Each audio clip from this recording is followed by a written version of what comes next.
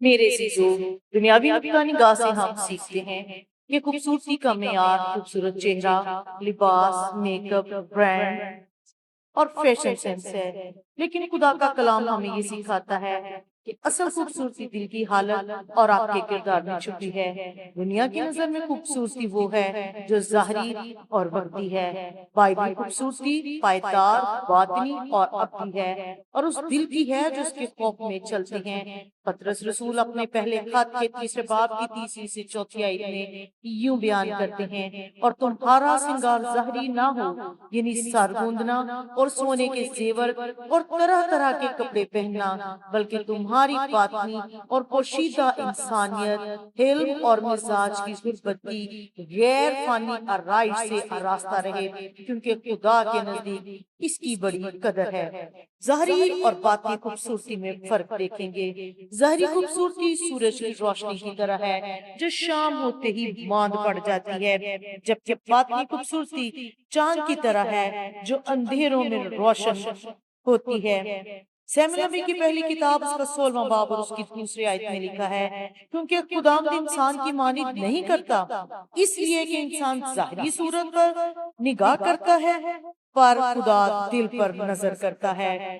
میرے عزیزو، جو خوبصورتی خدا کے نزدیک قابل قدر ہے وہ پطرس رسول کے خط کے مطابق حلیم اور مطمئن دل ہے، جو کہ ایک قیمتی زیور ہے۔ حلیم مزاج، عاجزی اور نرم دلی۔ حلیمی خداوند یسوع مسیح کی ذات کی خوبی ہے۔ خداوند یسوع مسیح نے اپنی زمینی خدمت میں کہا، مجھ سے سیکھو کیونکہ میں حلیم اور میں دل کا فروتن ہوں۔ یعنی آج کے موجودہ دور سے لے کے پرانے دور تک ہم نے ہر ایک حالت میں خداوند یسوع مسیح کی پیروی کرنی اور اس کے مزاج کو اپنانا ہے۔ جب آپ حلیمی اور فروتنی کا مظاہرہ کرتے ہیں تو آپ خدا کے خادم اور خدا کے لوگ ہونے کا مظاہرہ کرتے ہیں، اور اس کے لوگ اور اس کے بیٹے اور بیٹیاں بن جاتے ہیں۔ مطمئن روح، مزاج کی غربت کو اپنانا، یعنی سب کچھ ہوتے ہوئے یوں ظاہر کرنا جیسے آپ کے پاس کچھ نہیں، یعنی اپنے مال و دولت، اپنی جائیداد یا اپنے پاس سب کچھ ہونے کی بابت گھمنڈ اور فخر نہ کرنا۔ مسیح کا سا مزاج اپنانا اور مسیح کی مانند بننا۔ یاد رکھیں، فلپیوں کا خط جب پولس رسول لکھتے ہیں تو وہاں پر کہتے ہیں وہ گرچہ خدا کی صورت پر تھا تو بھی اس نے سارے اختیار کو اپنے قبضے میں نہیں رکھا، بلکہ اپنے آپ کو خالی کر دیا۔ یہ مزاج کی غربت ہے جو ہمیں مسیح یسوع کی طرف مائل کرتی ہے، اور یہ سکھاتی ہے کہ ہمیں ہر حالت میں خداوند یسوع مسیح کی پیروی کرنی ہے، اور سب سے بڑھ کر مطمئن روح اپنانا ہے۔ اپنے آپ سے مطمئن رہنا ہے، اپنے حالات سے مطمئن رہنا ہے، اپنی موجودہ حالت پر صبر اور شکر کرنا ہے۔ حالات جیسے بھی ہوں خدا پر بھروسہ کرنا ہے۔ لیکن میرے عزیزو، موجودہ دور میں ہم مطمئن دل اور مطمئن زندگی گزارنے سے قاصر ہیں۔ اس کی سب سے بڑی وجہ انر سیٹسفیکشن کا فقدان ہے۔ ہمارے دل جب کسی چیز سے، کسی حالت سے، کسی سٹیٹس سے مطمئن نہیں ہوتے تو پھر ہمارے دل بے چین ہو جاتے ہیں، ہمارا دلی اطمینان ہو جاتا ہے اور ہم نہ شکر گزار ہو جاتے ہیں۔ ہم دوسروں کی چیزوں کو دیکھ کر حسد میں مبتلا ہو جاتے ہیں، لالچ میں مبتلا ہو جاتے ہیں، اور یہ چیزیں ہر وقت ہمیں پریشان رکھتی ہیں۔ اس کے برعکس ہم ان تمام تر نعمتوں اور برکتوں کے جو خدا نے ہمیں دی ہیں ان کے نہ شکر گزار بھی ہو جاتے ہیں، اور جو کچھ ہمارے پاس ہے اس پر قناعت نہیں کرتے اور خدا کی نعمتوں کو بھول جاتے ہیں، ان چیزوں کے لیے بے چین رہتے ہیں جو آپ کے پاس نہیں ہے، اور غیر مطمئن زندگی بسر کرتے ہیں۔ اور غیر مطمئن زندگی اپنے حالات سے خوش نہ ہونا، اور جب آپ ہر وقت بے چین رہتے ہیں تو آپ بہت سی بیماریوں میں مبتلا ہو جاتے ہیں۔ غیر مطمئن زندگی حسد سے بھرپور زندگی ہے، جلن اور اڑن سے بھرپور زندگی ہے، ناشکری سے بھری ہوئی زندگی ہے، اور جب ہم ان چیزوں کا شکار ہو جاتے ہیں تو ہم ان خواہشوں کے پیچھے بھاگنا شروع کر دیتے ہیں جو ہمارے دل میں اٹھتی ہیں، اور پھر ہم خدا سے دور ہوتے چلے جاتے ہیں۔ اور بائبل مقدس بیان کرتی ہے حسد کی بابت، غیر مطمئن زندگی کی بابت، کہ حسد ہڈیوں کی پوسیدگی ہے اور اڑنا بیوقوف کو مار دیتا ہے۔ دنیاوی خواہشات آپ کو لالچ میں مبتلا کر دیتی ہیں جو کہ بت پرستی کے برابر ہے، اور ان سب کی دوڑ میں ہم خدا سے دور ہو جاتے ہیں۔ یاد رکھیں اطمینان روح کا پھل ہے۔ غلطیوں کا جب خط آپ پڑھتے ہیں اس کے 5ویں باب کی 12ویں آیت میں ہمیں روح کے پھلوں کی بابت ذکر ملتا ہے، جہاں پر مطمئن دل، اطمینان اور صبر جو ہے یہ روح کے پھلوں میں سے ایک پھل دکھائی دیتا ہے۔ پہلا پھل محبت، خوشی اور اطمینان، اپنی حالت سے مطمئن ہونا، اطمینان کو پانا۔ اطمینان روح کا ایک پھل ہے۔ اگر اب تک آپ اطمینان جیسی نعمت سے، برکت سے محروم ہیں تو آپ کی زندگی میں روح القدس گہرے طور پر کام نہیں کر رہا۔ آپ ابھی بھی دنیا داری میں کوئی مطمئن ہے، ابھی بھی آپ کے دل میں دنیا کی خواہشیں موجود ہیں، ابھی بھی آپ نے صحیح معنوں میں خدا کو نہیں پایا، اور ابھی بھی آپ کی زندگی میں روح القدس پورے طور پر کام کرنے سے قاصر ہے، کیونکہ آپ نے فرمانبردار دل کے ساتھ روح القدس کو اپنی زندگی میں آنے کی دعوت ہی نہیں دی۔ کیونکہ اگر آپ روح سے معمور ہیں تو روح کے پھلوں سے بھرے ہوئے ہیں۔ اگر آپ روح سے معمور ہیں تو روح کے پھل آپ کی زندگی میں دکھائی دیں گے۔ خدا کا بندہ پولس رسول جب کرنتھس کی کلیسیا کے نام خط لکھتا ہے تو یہ واضح طور پر بیان کرتا ہے کہ میں بہت کچھ بھی کر لوں، بہت بڑی بڑی زبانیں بھی بولوں، محبت نہ رکھوں تو میں کچھ بھی نہیں۔ اس کا مطلب ہے اگر ہم دنیا میں سب کچھ حاصل کر لیں اور ہماری زندگی میں روح کے پھل نہیں تو ہم کچھ بھی نہیں ہیں۔ سو لمحہ فکریہ ہے، سوچنے کی بات ہے کہ آج ہم روحانی طور پر کہاں پر کھڑے ہیں، ہماری زندگی کا روحانی معیار کیا ہے؟ کیا ہم اب تک غیر مطمئن زندگی بسر کر رہے ہیں؟ کیا ہماری زندگی میں حسد اور اڑن ہے؟ کیا ہم اپنے حالات سے نہ شکر گزار ہیں اور خدا کی نعمتوں اور برکتوں پر ہمیشہ نالا رہتے ہیں؟ جو موجود ہے، جو ہمارے پاس ہے، اس کو نہ شکری میں اپنی نعمتوں اور برکتوں کو گواتے رہتے ہیں۔ میرے عزیزو، ہمیں سوچنے کی ضرورت ہے، اپنے دل کو، اپنے ذہن کو، اپنے دماغ کو دنیاوی خواہشات سے نکالنے کی ضرورت ہے، اور جو کچھ آپ کے پاس ہے اس پر مطمئن اور شکر گزار رہنے کی ضرورت ہے۔ جب آپ کا دل دنیا میں لگا رہے گا، جب آپ کا دل دنیاوی خواہشوں کی قید میں رہے گا تو آپ کبھی خداوند میں نہیں بڑھ سکتے، بلکہ یہ چیزیں آپ کے لیے خطرے کا سبب ہیں، آپ کے لیے خطرے کی گھنٹی ہے۔ بالکل اسی طرح جیسے لوط کی بیوی نے اپنا دل دنیا میں لگا لیا، جب اس کو نکالنا چاہا فرشتوں نے، لوط اور اس کے خاندان کو بائبل مقدس بیان کرتی ہے سدوم اور عمورہ کی تباہی سے پہلے فرشتوں نے ہاتھ پکڑ پکڑ کر ان کو باہر نکالا اور یہ تنبیہ کی، نصیحت کی کہ جب تک پہاڑ پر چڑھ نہ جاؤ پیچھے مڑ کر نہ دیکھنا۔ اگر تم میں سے کسی نے پیچھے مڑ کر دیکھا تو وہ نمک کا ستون بن جائے گا۔ لوط کی بیوی کا دل دنیا میں لگا تھا، وہ خدا پرست عورت نہ تھی، اس کے دل میں سدوم بسا ہوا تھا، اس کے دل میں سدوم اور عمورہ کی خواہشات بسی تھی۔ شاید وہ بدکار عورت نہ ہو لیکن اس کا دل اپنے گھر میں لگا ہو۔ موجودہ دور میں بھی ہم خدا اور دنیا کو بیک وقت خوش کرنا چاہتے ہیں۔ ہمارے دل دنیا میں بھی ہیں اور ہم خدا کے بھی کہلاتے ہیں۔ ہمارے ذہن، ہمارے دل و دماغ میں ہر وقت سوشل میڈیا، ہر وقت سوشل ایپس، ہر وقت ایسی باتیں چلتی رہتی ہیں، اور اس کے باوجود ہم خدا کے لوگ ہونے کا دعویٰ کرتے ہیں۔ لیکن یاد رکھیں خدا نے یہ کہا کہ پیچھے مڑ کر ہرگز نہ دیکھنا، اور جو ہی وہ پیچھے مڑ کر دیکھتی ہے وہ نمک کا ستون بن جاتی ہے۔ آج ہمارے پاس وقت ہے، ہم دنیا سے نکلیں، دنیا داری سے نکلیں، ہمیں دنیا کو اپنے دل سے نکالنا ہے اور خدا کو اپنی زندگی میں صحیح اور درست مقام دینا ہے۔ جب آپ خدا کو اپنی زندگی میں صحیح اور درست مقام دیتے ہیں تو آپ بڑھتے ہیں اور خدا کی نعمتوں اور برکتوں کو حاصل کرنا ہے۔ پیچھے مڑنا دنیا داری کی طرف جانا ہے، پیچھے مڑنا دنیاوی خواہشات میں زندگی بسر کرنا ہے۔ اچھی زندگی بسر کرنا یا اچھی زندگی گزارنے کے متعلق سوچنا گناہ نہیں، لیکن جب آپ کو پرانی زندگی سے گناہ کی زندگی سے نکال لیا گیا ہے تو ماضی دنیاوی خواہشات کی طرف لوٹنا بطور ایماندار آپ کے لیے خطرناک بات ہے، اور آپ لوط کی بیوی کی طرح جائے عبرت بن سکتے ہیں۔ سو لمحہ فکریہ ہے، سوچنے کی بات ہے، اور اپنے دل کو دنیا میں نہیں لگانا بلکہ خدا میں بڑھنا ہے۔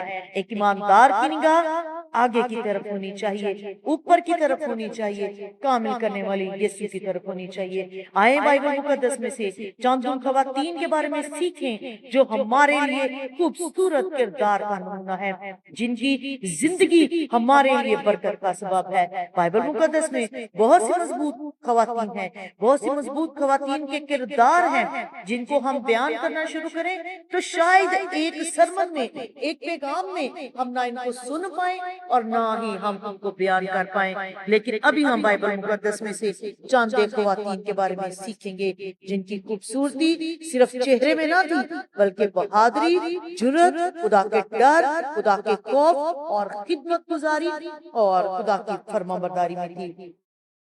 پہلی خاتون جس کی بابت ہم سیکھیں گے وہ ملکہ آستر ہے۔ جی ہاں، جس کی خوبصورتی اس کے چہرے میں نہیں بلکہ بہادری، جرأت اور دعا کو زندگی سے بھی چھلکتی ہے۔ اس کا ملکہ کے لیے چناؤ اس کی ظاہری خوبصورتی کے ساتھ ساتھ خدا کی نجات کا منصوبہ تھا جو وہ یہودیوں کے لیے رکھتا تھا۔ ایمان کے سفر میں وہ دلیر اور جرأت مندانہ قدم اٹھاتی ہے۔ یاد رکھیں، کچھ بھی کرنے سے پہلے اپنی قوم کے لیے نجات اور رہائی کا منصوبہ بنانے سے پہلے وہ دعا کرتی ہے۔ وہ دعا کے لیے اپنی دوستوں کو بلاتی ہے، سہیلیوں کو بلاتی ہے، روزہ رکھتی ہے اور جو اس کی زندگی کے روحانی معیار کو عیاں کرتا ہے۔ کیا موجودہ دور میں ہمارا فرینڈ سرکل ایسا ہے کہ ہم اپنی پاکیزہ زندگی ان کے سامنے رکھ سکیں؟ بعض اوقات ہم ہمارے دوست، ہماری جو قریبی لوگ ہوتے ہیں وہ ہماری زندگی کی گہرائی سے واقف ہوتے ہیں،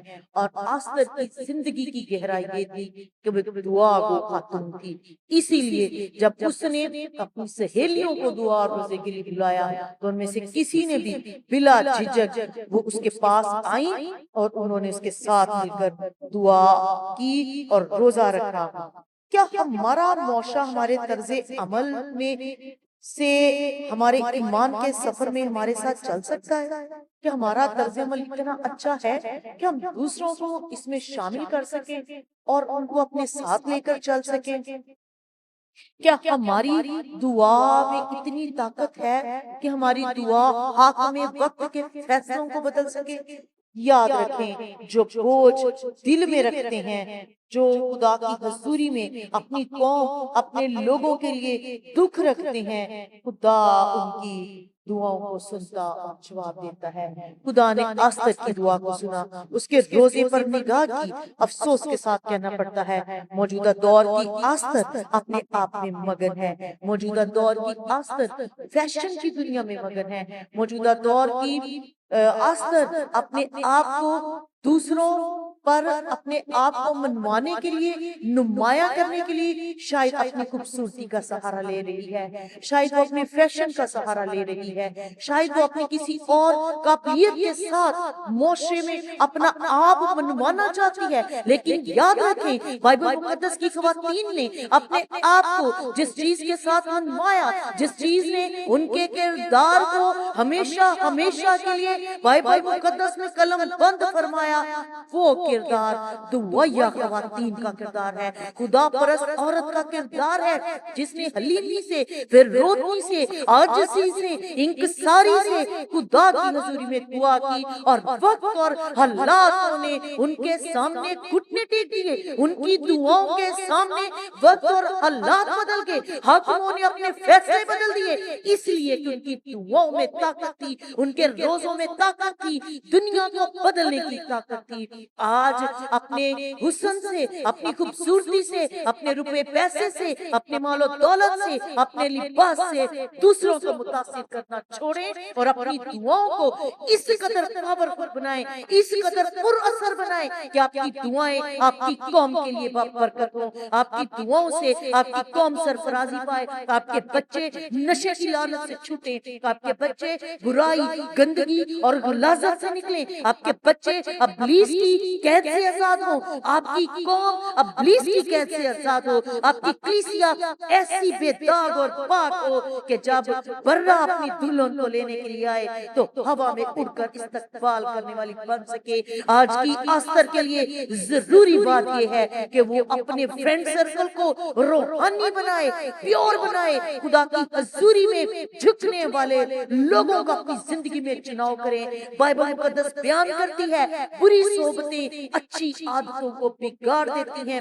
اپنی سہیلیوں میں، اپنے فرینڈ سرکل میں، اپنے ارد گرد بسنے والے لوگوں میں سے ایسے لوگوں کا چناؤ کریں جو آپ کے لیے برکت کا سبب ہوں۔ ایسے لوگوں کا چناؤ کریں جو روحانیت میں آگے بڑھنے والے ہوں اور خدا پرست ہوں، تاکہ آپ کی دعائیں آپ کے خاندانوں کے لیے، آپ کے گھرانوں کے لیے، آپ کی کلیسیاؤں کے لیے، آپ کی قوم کے لیے برکت کا وسیلہ اور سبب ٹھہریں۔ آج بطور آستر ہمیں اپنی قوم کا درد لے کے، اپنے گھرانوں کا، اپنے خاندانوں کا درد لے کے خدا کی حضوری میں جھکنا ہے، دعا مانگنی ہے، اور یاد رکھیں آپ کا خدا زندہ خدا ہے۔ اگر اس وقت حاکم وقت کا دل بدل سکتا ہے، فیصلے بدل سکتے ہیں، تو آج بھی آپ کی دعائیں، آپ کے روزے آپ کی قوم کو نجات دلا سکتی ہیں، اس لیے کہ جو نجات دینے والا ہے وہ سچا ہے، وہ زندہ ہے، اور اس کی نگاہیں آپ پر لگی رہتی ہیں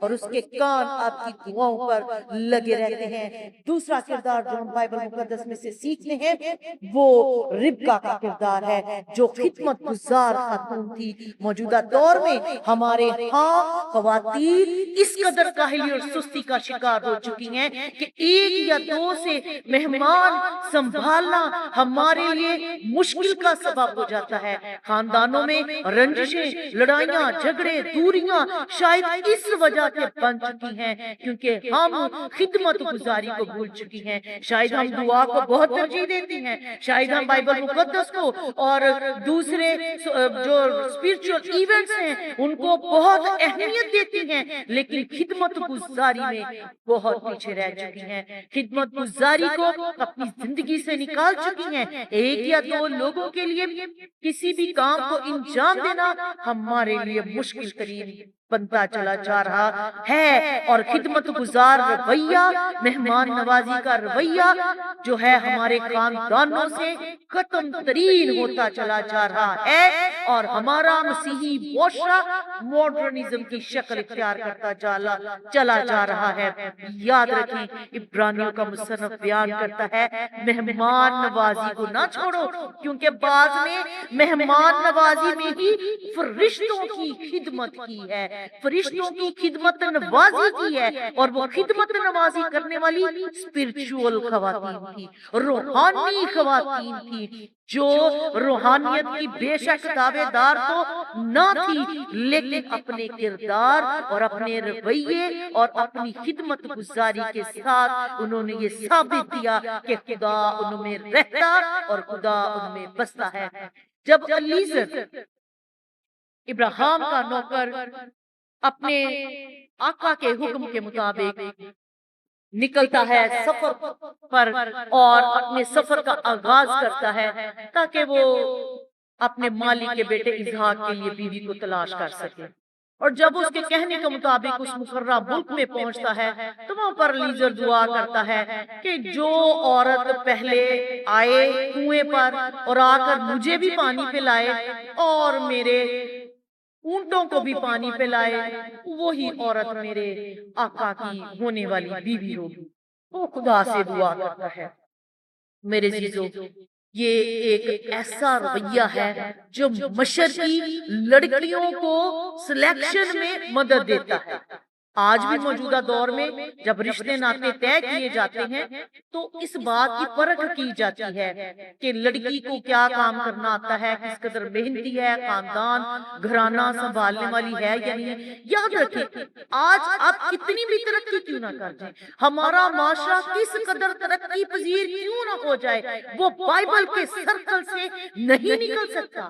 ہر خاتون کو جو خدا پرست خاتون ہے، جو خدا سے محبت رکھتی ہے، خواہ وہ بیٹی ہے اور خواہ وہ بیاہی خاتون ہے، اس کے اوپر خاندانی ذمہ داریاں بائبل کی طرف سے عائد کی گئی ہیں۔ اور بائبل مقدس بیان کرتی ہے کہ جو بائبلی خاتون ہے، امثال 31واں باب بیان کرتا ہے، وہ کاہلی کی روٹی نہیں کھاتی، سستی کی روٹی نہیں کھاتی، اس کے بیٹے اٹھتے ہیں اور اس کو مبارک کہتے ہیں، وہ موسموں کی سختی سے نہیں ڈرتی، وہ اپنے خاندان کے لیے نگارین بالا پوش بناتی ہے۔ اور بائبل مقدس بیان کرتی ہے، رات ہی کو وہ اٹھ بیٹھتی ہے۔ کاہل اور سست عورت خدا کو پسند نہیں ہے۔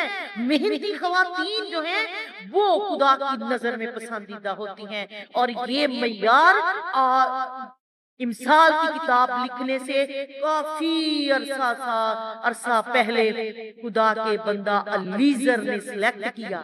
اس معیار کا چناؤ اس نے کیا کہ وہ عورت جو مجھے بھی پانی پلائے، یہ مہمان نوازی ہے، اور جو اونٹوں کو پانی پہلائے یہ ایک مضبوط خاتون کا کردار، یعنی ایک پردیسی کو پانی پلانا یہ مہمان نوازی ہے، اور اس کے اونٹوں کو پانی پلانا، اونٹ جلدی، آپ کو یاد ہو ریگستانی جانور ہے اور جلدی اس کا پیٹ نہیں بھرتا، اور اتنے لمبے سفر کے بعد تو اونٹ بالکل پیاسے تھے، اور جو ہی کنواں دکھائی دیتا ہے لیزر جو ہے وہ خدا سے دعا کرتا ہے، اور جو عورت، جو لڑکی کنویں پر آتی ہے وہ اس سے پوچھتی ہے کیا میں آپ کو پانی پلاؤں؟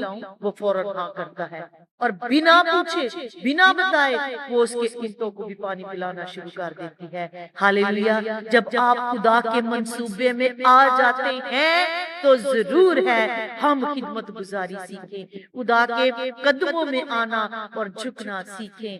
خدمت گزاری آپ کو خدا کے قریب لاتی ہے، خدا کے عظیم منصوبوں کا حصہ بنا دیتی ہے۔ اور یاد رکھیں، خدا نے جب ابراہیم سے اسحاق کی بابت وعدہ کیا تو خدا نے اسے کہا میں اسماعیل کو بھی بڑھاؤں گا، لیکن میں اسحاق سے جو وعدے کا فرزند ہوگا، بادشاہ، عمرہ، عالم پیدا کروں گا، اس میں سے عالم کے بادشاہ اس میں سے پیدا ہوں گے۔ تو عالم کے بادشاہ جس میں سے پیدا ہوں گے وہ عورت ایسی عورت ہونی چاہیے جو مضبوط خاتون ہو، جس کے کندھے ذمہ داریوں کو سہنے کی قابلیت اور اس میں اتنی خصوصیت ہونی چاہیے کہ وہ اس ذمہ داری کو سنبھال سکے، جو وعدہ کے فرزند کی زندگی میں آنے والے بادشاہوں کی ماں بن سکے۔ اور یاد رکھیں، ربکا کی زندگی کی خدمت گزار رویہ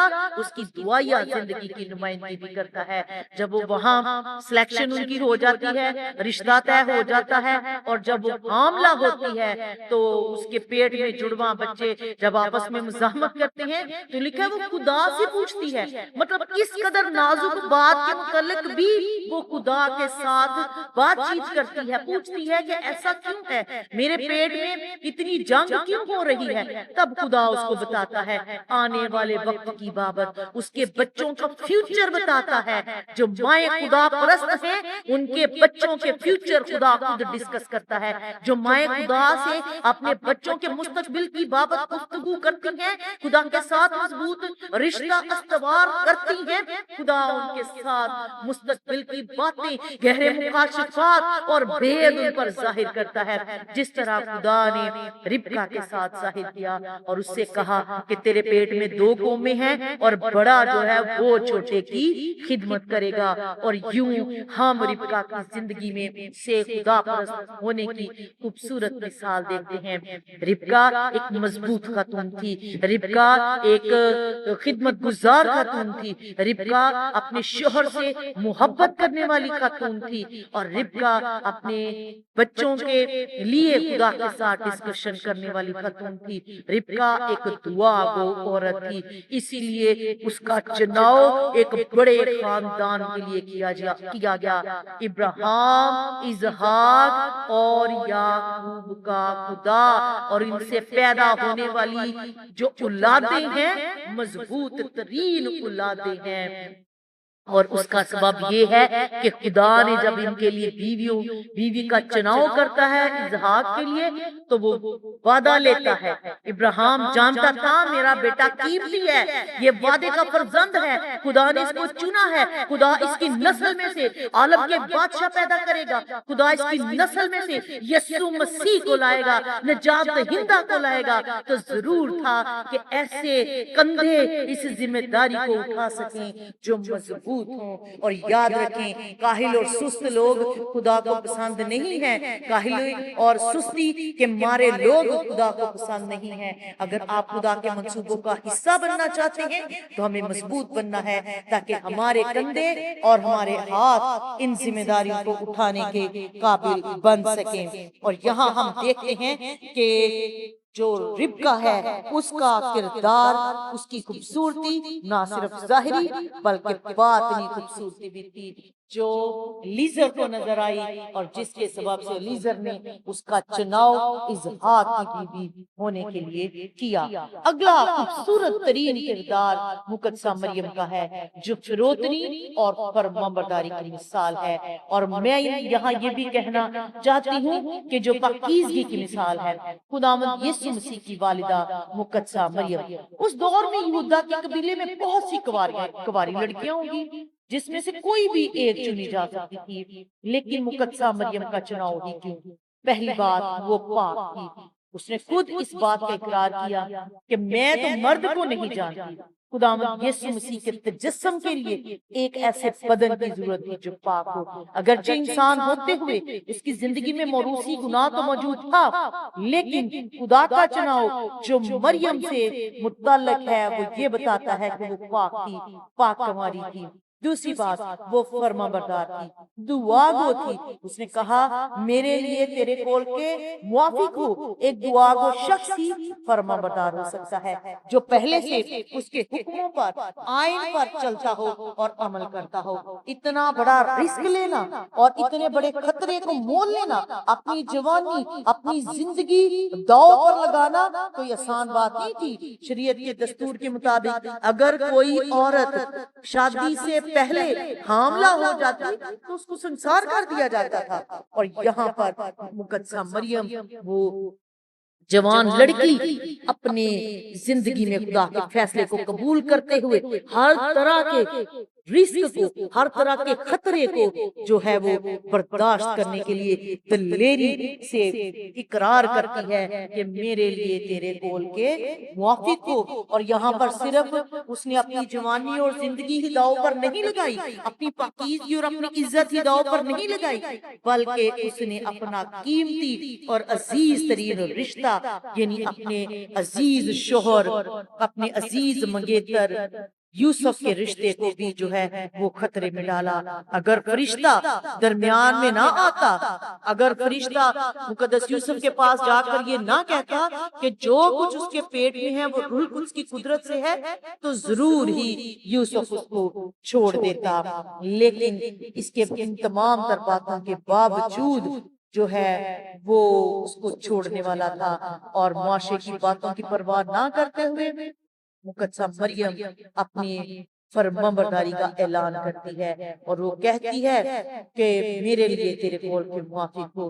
خدا کی فرمانبرداری اور خدا پر چلنا، خدا کی مرضی پر چلنا بہت بڑی خوبصورتی ہے۔ کیا آج کی موجودہ دور کی کواری لڑکیاں پاکیزہ ہیں؟ کیا ان کے بدن اتنے پاک ہیں کہ خدا ان کو اپنے منصوبوں کا حصہ بنا سکے؟ کہ کیا وہ موجودہ دور میں اس قابل ہیں کہ خدا کی خدمت کو اپنے بدنوں سے انجام دے سکیں؟ فرمانبرداری ہماری زندگیوں میں موجود ہے کہ الہی کاموں میں ہم خدا کے کاموں کا حصہ بن سکیں۔ مریم نے اپنا آپ پیش کیا، فرمانبرداری دکھائی، اور وہی وہ الہی مکاشفہ پاتی ہے۔ جو ہی وہ خدا کی فرمانبرداری کا اعلان کرتی ہے تو وہ الہی مکاشفہ پاتی ہے اور وہ الہی مکاشفے کے ساتھ کہتی ہے دیکھ اب سے لے کر ہر زمانے کے لوگ مجھے مبارک کہیں گے. وہ مبارک تھی ہے اور رہے گی. اور الیشبا نے اس بات کی تصدیق کی, خدا کے پاک روح نے اس بات کی تصدیق کی جب وہ مقدسہ مریم اٹھ کر الیشبا کے گھر جاتی ہے تصدیق کرنے کے لیے کہ آیا جو فرشتے نے بات اس کی بابت کہی ہے کہ دیکھ تیری رشتہ دار الیشبا کے بھی جو بھانج تھی, 6واں مہینہ ہے, جب اس بات کو ویریفائی کرنے کے لیے اس کی تصدیق کے لیے جاتی ہے تو لکھا ہے کہ الیشبا روح سے معمور ہوگی. یعنی پاک روح اس بات کی تصدیق کرتا ہے اور کہتا ہے مقدسہ مریم کی بابت کہ تو عورتوں میں مبارک ہے. وہ مبارک اس لیے ہے کیونکہ وہ فرمانبردار تھی, وہ پاک تھی, اور اس کی زندگی کی سب سے بڑی خوبصورتی جو ہے وہ یہ ہے کہ وہ اپنے آپ کو خدا کے کاموں کے لیے پیش کرتی ہے. اس لیے مبارک ہے کیونکہ وہ ہمارے نجات دہندہ کی ماں ہے. وہ اس لیے مبارک ہے کیونکہ اس کے بطن یعنی رحم سے میرا اور آپ کا مسیح اس دنیا میں آیا. وہ اس لیے مبارک ہے کیونکہ کلام مقدس اسے مبارک کہتا ہے. وہ اس لیے مبارک ہے کیونکہ وہ فرمانبردار دل سے خدا کے کلام کو اپنی زندگی سے پورا کرتی ہے. وہ اس لیے بھی مبارک ہے کیونکہ ظاہری حسن و خوبصورتی سے زیادہ وہ باطن میں خوبصورت خاتون ہے. کیا آپ کی خوبصورتی ظاہری ہے؟ کیا آپ کا باطن واقعی بدصورت ہے؟ کیا آپ کی زندگی اندر سے کھوکھلی اور گناہ سے بھری ہوئی ہے؟ کیا آپ دنیا داری سے بھرپور شخصیت ہے؟ کیا آپ کی زندگی حسد, غصے, قہر اور کڑواہٹ سے بھری ہوئی ہے؟ اگر آپ کی زندگی کا یہ خاصہ ہے تو آپ ظاہر میں تو خوبصورت خاتون ہو سکتی ہیں لیکن آپ کا باطن بدصورت ہے, آپ کا اندر بدصورت ہے. آج خدا آپ کو حقیقی خوبصورتی بخشنا چاہتا ہے. آج خدا آپ کو ظاہری اور باطنی طور پر خوبصورت بنانا چاہتا ہے. آئیں اپنا آپ خدا کے تابع کریں, آئیں اپنے آپ کو خدا کی حضوری میں دیں. اگر آپ کاری بیٹیاں ہیں تو اپنے گناہوں کا اقرار کریں. وہ غلطیاں خطائیں جو آپ کی زندگی میں آپ کو خدا سے دور کر چکی ہیں ان کو دور کریں. اپنی خدا کے ساتھ اپنے تعلق کو مضبوط کریں. آپ بیاہی ہیں تو آپ خدا کے ساتھ مضبوط رشتے میں بندھ جائیں. آپ اپنے خاندانی زندگی میں خدمت گزاری کو اپنی زندگی کا حصہ بنائیں تاکہ آپ کا خاندان خدا میں بڑھ سکے اور آپ بہتوں کے لیے برکت کا وسیلہ اور سبب بنے. بائبل مقدس بیان کرتی ہے ظاہری خوبصورتی کی بابت میں لکھا ہے حسن دھوکا اور جمال بے ثبات ہے, لیکن وہ عورت جو خداوند سے ڈرتی ہے وہ ستودہ ہوگی. میری بہنوں, میری بیٹیوں, ظاہری حسن میں کچھ نہیں پڑا, ظاہری خوبصورتی میں کچھ نہیں پڑا. ہم بہت سا روپیہ پیسہ اپنے آپ کو خوبصورت بنانے میں لگاتے ہیں. شاید ہم مہنگے مہنگے فیشن کرواتے ہیں, شاید ہم بہت سی مہنگی مہنگی پروڈکٹس اپنی ظاہری خوبصورتی کو دکھانے کے لیے استعمال کرتے ہیں. ہم برانڈز پہنتے ہیں, اچھے اچھے برانڈز کی چیزیں استعمال کرتے ہیں, کپڑوں میں, جوتوں میں, بیگز میں, پرسز میں, جیولری میں برانڈز کو استعمال کرتے ہیں تاکہ ہم خوبصورت دکھائی دے سکیں. یہ خوبصورتی وقتی ہے, یہ خوبصورتی ختم ہو جائے گی, لیکن آپ کی بات کی خوبصورتی ہمیشہ قائم رہے گی. وہ عورت جو خداوند سے ڈرتی ہے وہ ستودہ ہوگی. حسن دھوکا ہے, حسن دھوکا ہے اور جمال بے ثبات ہے, ختم ہو جانے والا ہے. آئیں ابدی چیزوں کی طرف نگاہ کریں, آئیں ابدی چیزوں کو اپنی زندگی کا حصہ بنائیں, آئیں دعا کو اپنی زندگی کا حصہ بنائیں, آئیں پاک روح کی معمولی میں زندگی بسر کریں. آئیں خداوند سے کہیں خدا تو میرے ظاہر کی طرح میرے باطن کو بھی خوبصورت بنا, میری باطنی بدصورتی کو ختم کر دے اور میں تیرے ساتھ وفاداری سے چلوں. میں ایک خدا پرست خاتون بنوں, میں ایسے سرکل میں رہوں جو تیری طرف پہنچاتا ہے. میں تجھ میں پڑھوں اور تیرا نام میری زندگی میں عزت و جلال پائے. آئیں باطن کی خوبصورتی میں بڑھیں اور دعا مانگے. خدا ہمیں سکھا کہ ہم ظاہری حسن کے پیچھے نہ بھاگیں بلکہ اپنے دل و کردار اور ایمان کو خوبصورت بنائیں تاکہ ہماری زندگی تیرے جلال کی گواہی دے. آمین. خدا اس کلام کے وسیلے سے اور دعا کے وسیلے سے آپ کو برکت دے اور آپ کو ظاہری اور باطنی خوبصورتی میں آگے بڑھائے. ہمارا باطن ظاہر سے زیادہ خوبصورت ہو اور ہم بہتوں کے لیے برکت کا سبب بنے.